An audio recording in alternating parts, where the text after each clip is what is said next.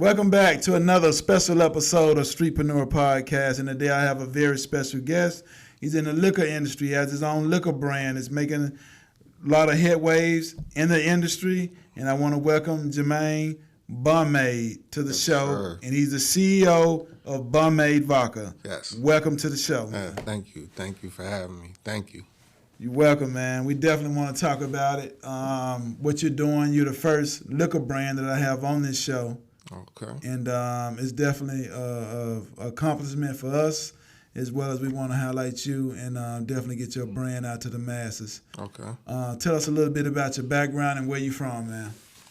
Born and raised in New York, came out here for school. So I got half my family is from here, Middle Georgia, and half my family is from Harlem. Went to college in Atlanta, and I tell people that's what the brand is, a manifestation of my college years up until and young adult years and running around Atlanta until now. Like, that's what the product is. A manifestation of that time. Grew the brand and just doing it now. Based out of Atlanta, grew here, became a man in this city. So Okay, I got you. And how many years did it take for you to get the inspiration to start your own liquor brand? How did that come about? How did you manifest that in your mind to be like, hey, I think it's time for me to branch out and get into the liquor industry? What gave you that motivation? I'm just a hustler by nature that was getting older and needed something Right. I needed something to transition into. Okay. And it wasn't many of us in the space at the time. Yeah. So I seen a lane and just went for it, basically. Yeah. And so how many years has it been? Has the brand been in existence? I came up with the idea initially in 2008. Oh, man, you've been in it, yeah, a long time. And I was just, Experimenting with the... doing like parties, making it. People, actually friends would tell us like, bring that bomb ass lemonade over. Like, that's how we kind of that's how the name kind of developed or whatever. Like, so I would do it for like parties, kickbacks, that sort of thing. And then one thing started leading to the other, and just had the bright idea, let's start bottling this. And then, Let's get it out to the masses, get it out to everybody. Yeah. Walk us through that process of, like you said, it was popular amongst, like you said, the hood, people, all your events and whatever. You were just kind of making it yourself at home, right? Just making different batches of it. Basically, a version of it. A version of it, yep. Yeah, and then going out. So walk us through that process of when you decide, okay, it's time for me to go ahead and take it to the next level and make this commercial. Walk us through the process of who did you contact first in order to make those initial steps? You contacted the distillery, or you just kind of... No, that's exactly what I did. Contacted distilleries Okay. in Florida, in Kentucky. Okay. Well, all the distilleries in Kentucky said no. Right. One or two distilleries in Florida was willing to co-pack and kind of start again somewhere. So I went from being discouraged to encouraged once I was getting those kind of conversations. So then I went to Tennessee and called a bunch of people there. Wound up speaking to my partner. He didn't say yes at first. It actually started like a 2-year conversation between me and him, which developed into what we have now, which is our partnership. So basically got a bunch of no's, but I tell people all the time, you only need one yes. You only need one. And what was their reason for saying no at that particular time? Is it something particular they wanted you to have, or was it more about the cost, or, I mean, what was leading to the no's, in your opinion? Well, at the end of the day, when you ask people to go into business with you, you asking them to take that risk with you and take that ride with you. Chance, yeah, so like... Okay, I got you. If they never heard of you, there's very few people that's willing to take that risk with you when they've never heard of you. Willing to bet on you. Yeah, I got you. And so the distillery that did decide to go with you is based out of Tennessee. Yeah. Tell us a little bit about how that whole deal came about. Once they decided to go ahead and be like, hey, let's go ahead and make this happen. Once I showed them what I had going on, that just started an open dialogue between myself and Pritchard's. It's Pritchard's Distillery. Okay. That started like an open dialogue between the two of us. All right. From that open dialogue, I started visiting the distillery, and like we would sit in the lab and come up with different flavor profiles. Oh, okay. And then just one thing led to another. We would try stuff. He would try samples. He would send me samples, that kind of thing. I would try it amongst my friends and family or whatever. And we was just trying to really buckle down and get it to where we wanted to get to market. But where it's at right now is my signature, basically, because me and Mr. Pritchard sat in the lab and just came up with this formula together. Okay. As far as startup costs, as far as like you said, you were doing it yourself and creating a different flavor, but once you went to the commercial level with the distillery, what was the startup cost to get involved, to go ahead and just really get it off the ground? Just a basic estimate that you would... 6 figures, easy. Okay. Easy 6 figures. Yeah. I don't know the exact number. Right. Yeah.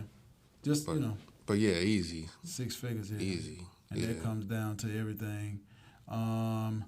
Including the bottling, do the distillery supply that, or is that a separate manufacturer?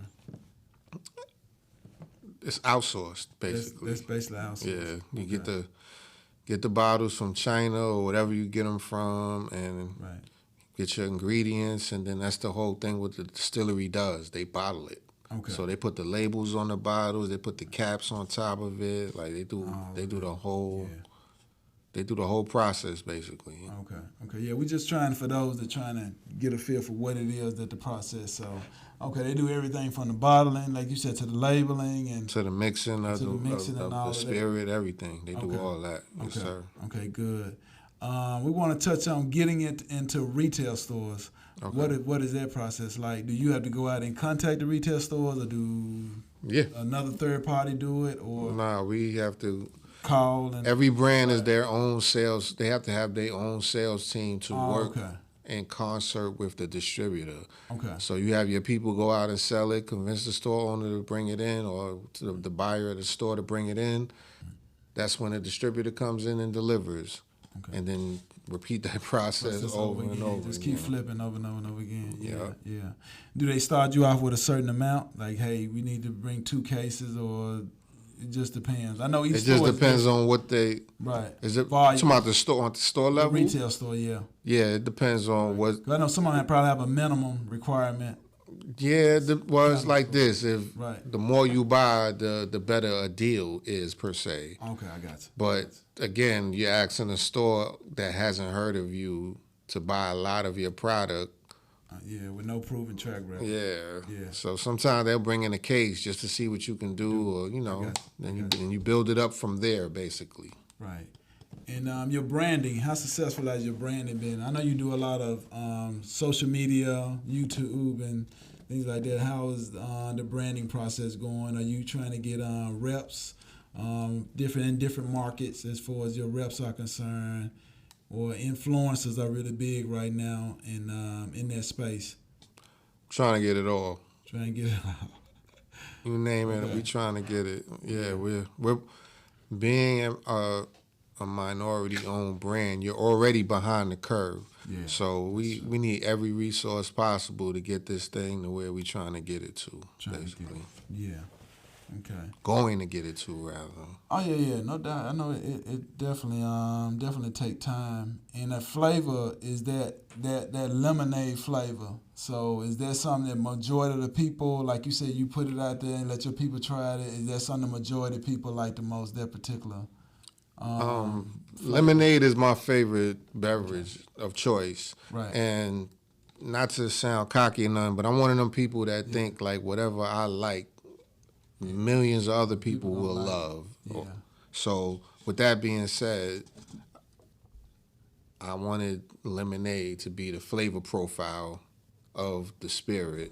Okay. And that's the version of it I was doing it before. So like it just made sense to kind of stay with it. Yeah. In the future, you plan on expanding the line? Yeah, absolutely. Yeah, absolutely. Yeah. I know it's different. Yeah, we just have to get this lemonade to where we want to get it to. But we have a few other flavor profiles that we have already researched and developed on, for sure. Okay. All right. And yeah, you did. I mean, for as the shelf space, there's something else that decides the retailer decides that where they place the product. I'm pretty sure, right? Yeah, because they always say you want to be eye level, Yes, right? Right. So you might go in the store and your product is like at foot level. Mm-hmm. What can you do about it? You had a conversation with them, but you have to perform your way up. Basically, or sometimes they just they put you on because they believe in it, or they like your product, or they believe. You know what I mean? It's just every situation is different, basically. Kind of different on the retail level. Yep. So yeah. And it's like renting an apartment too. Like you can rent space in the store to get that premium placement in the store. That's something you can do as well. Okay. Is that expensive? I know each price different. Price points. Yeah. Yeah. It can get expensive. Right? when you start thinking of targeted stores and targeted cities, and then you start multiplying that times as many states that you're in, it can start getting. You can run it up. Yeah. Definitely can run it up. Yeah.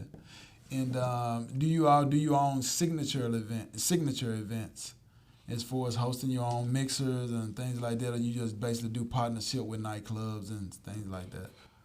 We doing partnerships right now, but we started out doing our own events. So we're looking to get back down that lane in the future, honestly. But right now we do straight partnerships or sponsorships rather. Yeah, how successful? That's been pretty. Some events is great, some events is not. You know, everything is. You got to take a chance sometimes because people are taking a chance with us. Yeah. So we like to take a chance with our people, and if your event bombs, then we don't mind losing with you, right? But we want to win with you as well. And that's the thing. People don't want to take that risk and lose with people sometimes. But like, if we all on the come up, let's try to come up together, basically. Yeah, see how we can work it. Yeah. Just a matter of building that relationship. Sure. People though, So what has been one of your biggest challenges with the brand as far as manufacturing? It can be anything across the board. What has been the biggest thing that's given you the headache the most as far as promoting establishing the brand? Access to capital. I got you. Access to capital like every other business, entrepreneur, access to capital to facilitate the growth of the brand. Okay. Because it's growing at a faster pace than we even anticipated. So we're going to be able to facilitate that growth. Okay. So are you looking for like outside investors or bank financing or? All that. Just across the board? Across the board. Across the board, yeah. So if you're interested, holler at us. info@bomadevodka.com. Email us at info@bomadevodka.com. Okay. Let's touch on marketing for a minute. How many states and regions are you selling the vodka brand in now, currently? Right now we're in 10 states, 200 stores in Georgia, almost, give or take a store or two. Yeah. It's good. And how many years has it been? Since 2015. We went on in our first store and got on the first shelf at our BIM's ATL on Marietta Street, right downtown. Okay. That was the first store, and that was September of 2015. Okay. So that's huge. 8 years. That's success though. Yeah, definitely. Still here. We still here and growing. It's been a journey, absolute journey, but you got to enjoy the journey. Yeah, that's true. Facts. A lot of entrepreneurs need to hear that, most definitely. And what is your next upcoming goal that you'd like to accomplish for the brand? That you would like to see happen, or you working on to make happen? Yeah, more states. Right. More states. Is that involve a distributor or just kind of your in-house team pushing it, or? That involves putting more points on the board in the existing states, so that you're more attractive to the states that don't have you. Okay. Yeah. Right. Do they look for a certain criteria, or is it? Everybody has their criteria, but to say what it is, the numbers. Yeah. I know it's a numbers game. Exactly. It's supply and demand. If you don't have no demand, why would they Want you in that market? Why would they supply it if there's no demand for it? I guess. And that's basically what that's right. To simplify it. Yep. Okay. That's real though. That's definitely facts with that. So, yeah, man. How can they get in contact with you? Socials is Bomade Vodka. Bomade Vodka on all socials. For business inquiries, you can email us at info@bomadevodka.com. That's info@bomadevodka.com. All social media platforms is Bomade Vodka. Hit us up. Tap in with us. Follow the journey. Hit it. That's it. Gotcha. We want to thank you for coming out, man. Anything else you want to add to any upcoming entrepreneurs that might think about getting into this liquor business? Any advice that you can give them? If you want to make a small fortune, start with a large fortune. Okay. No, I'm just playing. I was just playing. I was going to ask you to clarify that. You got to spell that out to what that means. That basically means it takes a lot to do this, and don't be scared to fail, but make sure you fail forward. Like, take a lesson out of those failures and apply it to your next move, so that your next move could eventually be your best move. So basically, that's what I would tell other entrepreneurs, is to keep going. If you fail forward, take the lessons from that and apply that to the next move and keep going. Okay. Where do you see the company in the next 3 to 5 years? In more states. Okay. Potentially global by that time, but definitely more states, more markets, more cities, just more. More, yeah. Okay. All right. You heard it, ladies and gentlemen. Please go and purchase Bomade Vodka at a nearest retailer. If your retail stores in your particular city doesn't carry the brand, please make a request. Ask for it. Yeah, and go to their website and contact them directly. And I'm sure one of the reps will get back in touch with you, and they will be able to carry Bomade Vodka in your particular market. Yeah, it was a great interview, man. Good meeting you. Thank you. Appreciate your time coming out. Appreciate it. Thanks for having me. Yeah, we definitely want to make it happen. Wish you much success in your journey and what you're doing, man. All right, appreciate it. All right, please hit that subscribe button. We got some more great entrepreneurs coming up. Tune in every Friday to your favorite show, Streetpreneur Podcast. Thank you.